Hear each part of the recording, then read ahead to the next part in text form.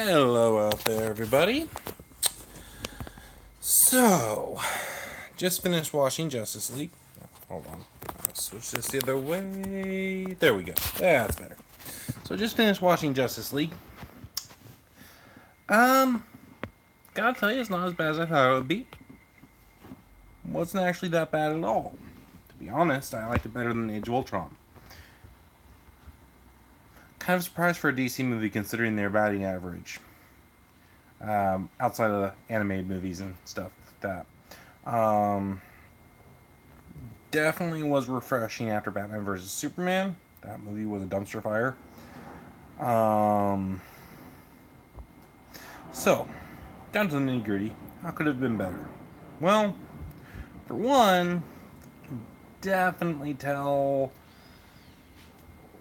where the director took over for Zack Snyder. Can't remember the other director's name, but there's a definite difference, and it seemed like it just started going in a completely different direction. And quite honestly, it would have been better if they had started over. I understand the situation with Zack Snyder and how they wanted to keep at least part of his vision and everything with the tragedy that happened with his family. I get that, but at the same time, the movie suffered for it. You could tell there was two different directors that had their hand in this, and so it wasn't terrible as far as that goes, but you could definitely tell. So, what else? Well, the CGI was awful. I'm not gonna mince words. It looked terrible, and there were for a 2017 movie, it was disgraceful, especially with some of the green screen effects. It was just awful. Like it was I seriously at some points I was like, is this a B movie? Did the Asylum make this? Like seriously, it was that level of bad. They really need to fix some of the CG or use practical effects. That would have been a lot better. Like Cyborg, okay, I get it. Sure, practical effects wouldn't completely work, but you could do makeup or prosthetics plus CGI, not just all CGI. All CGI never looks good. Like total CGI, it just doesn't work. What works best is like what Jurassic Park did. Now, Jurassic Park was made in 1995. I remember I was 10 years old when it came out. It was the first PG-13 movie I was ever allowed to see. And they used a combination of practical effects and CGI, and to this day, it still holds up. It looks that good. You can't even tell that those dinosaurs are not there. It's because they are there. They are physically there. There's models of them there. CGI was used to accentuate and what's the word I'm looking for? Complement the physical, the practical effects. It was there to help it look better. And yeah, it just the CGI in this movie, it didn't look good for the most part. Some parts looks good, like when Cyborg's arm was moving or changing into the cannon or whatever. It looked okay. Um, but it would have been better if they'd used some practical effects, at least some. And the green screen, I don't know how you mess up green screen. I mean, there are amateurs on YouTube that do green screen better than what this movie did in some places. Specifically when they were first walking into the Bat Cave. Also, when Aquaman was standing with, or facing Batman after they met the first time before he died in the ocean. Green screen just looks so terrible. It was like I was looking at a matte painting. It was bad. And I really don't know how they let that go by. So some of the special effects definitely need some work. More practical effects would have been nice. Um, Steppenwolf as a villain, he could have been so much better. Or maybe don't even use him. I mean, he was such a nothing in the comics. Nobody knows Steppenwolf. Like he's one of Doomsday's generals or something, I guess. I don't know anything about him. Nobody does. Nobody outside of DC comic fans know Steppenwolf.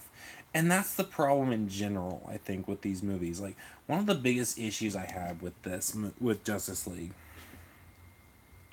is that they give you almost no backstory to any of the characters. You don't care about these characters, really. You care about two: Wonder Woman and Batman. That's because they've had their own solo movies. And granted, not this Batman. Wonder Woman had her own solo movie, which was good on DC's part. I personally haven't seen it. I've heard a lot of good things. I'll probably watch it at some point. Probably should have watched it before this one, but whatever. They're not related, so neither here nor there. Batman has had many movies. He doesn't need to have his backstory told again. Same thing with Superman. Still don't care about that Superman.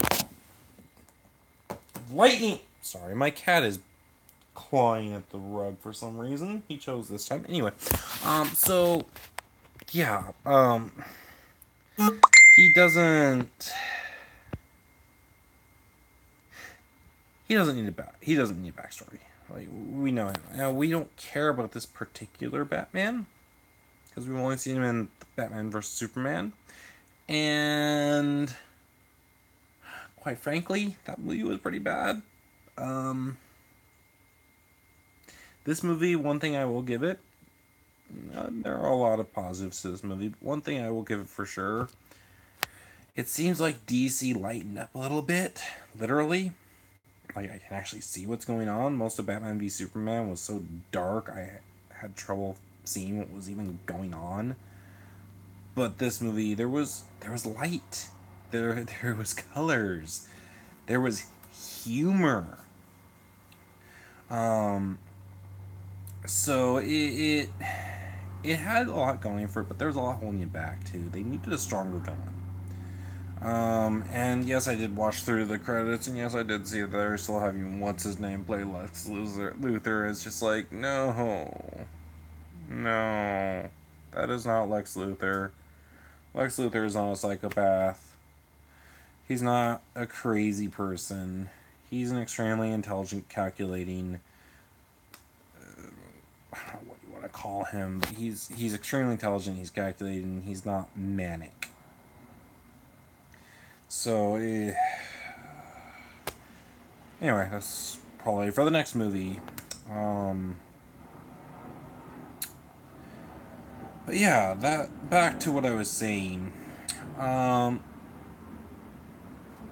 99% of people probably have no clue who Cyborg is unless they watch Teen Titans, and even then, they probably don't really know or remember. I know I don't. I don't know anything about his backstory. I don't know how he was created. I know they got Barry Allen's backstory wrong.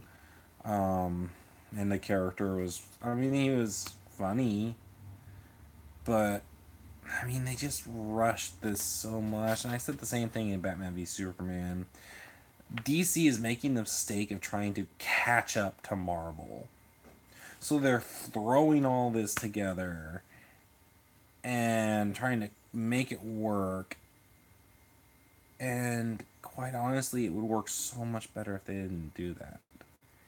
It would work infinitely better if they would slow down, Give each character their own individual movie.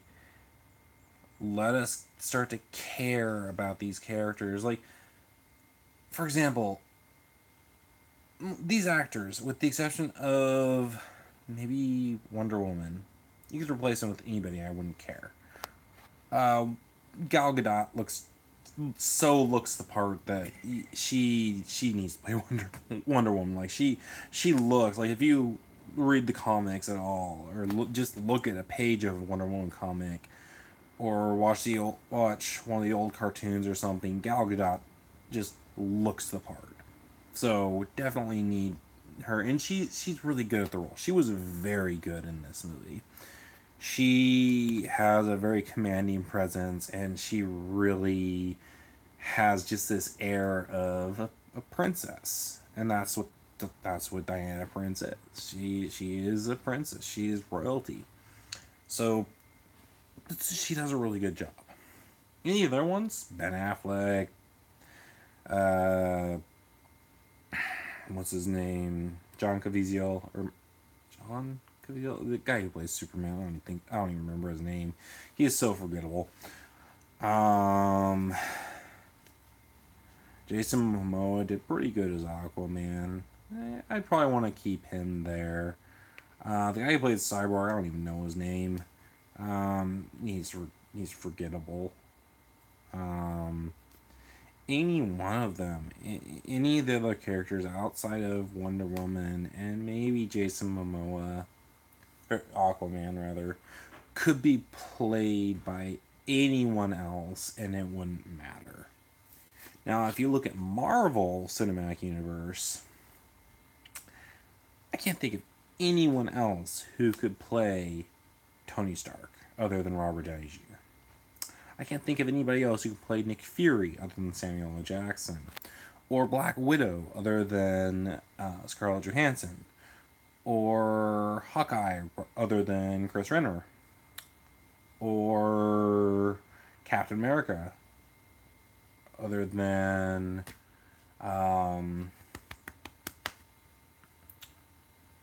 he's one of the Chris's. I just can't think of it. The Chris that doesn't play Thor, who I also could not think of anyone else who could play Thor. I mean, all those characters have so gotten into their roles that they own those roles. And they are those characters. And yes, as an actor, that can be kind of a bad thing, because then you get typecast like Johnny Depp does, and that's the only character you ever play again. But at the same time, it's a good thing because, well, your career is secured. But it's one of those things where none of the characters in Justice League are memorable, with the exception of Wonder Woman and, oddly enough, the Flash. Mostly because he was so funny. He had some humorous moments, which is rare for a DC movie. Most DC movies have no sense of humor. This one had a pretty good sense of humor, which I liked. They took a page out of Marvel's book. But, I don't know. It was good, but it could have been a lot better. There's a lot of wasted potential, especially, like I said earlier, when it came to Steppenwolf. He was just a really weak villain. He just didn't have the presence. He didn't have the, I don't know what I'm trying to say. He just didn't.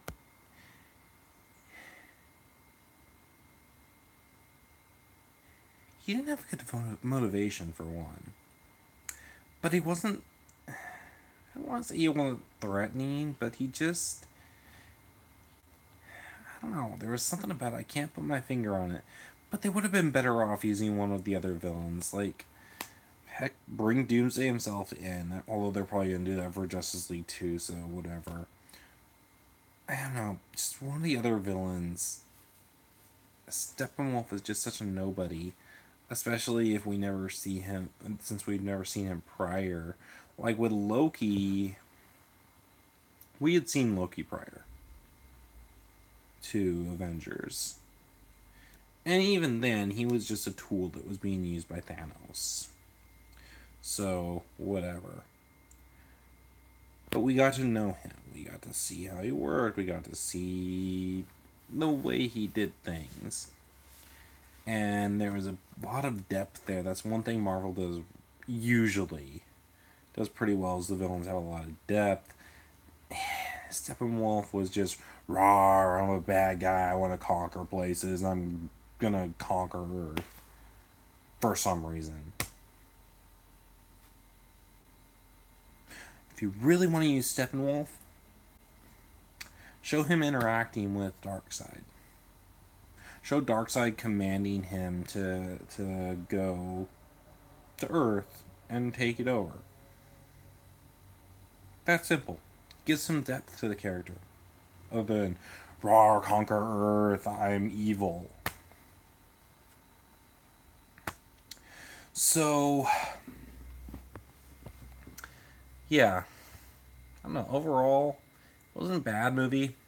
Like I said, it wasn't nearly as bad as Age of Ultron. That movie, so much wasted potential. But there's a lot of wasted potential here too.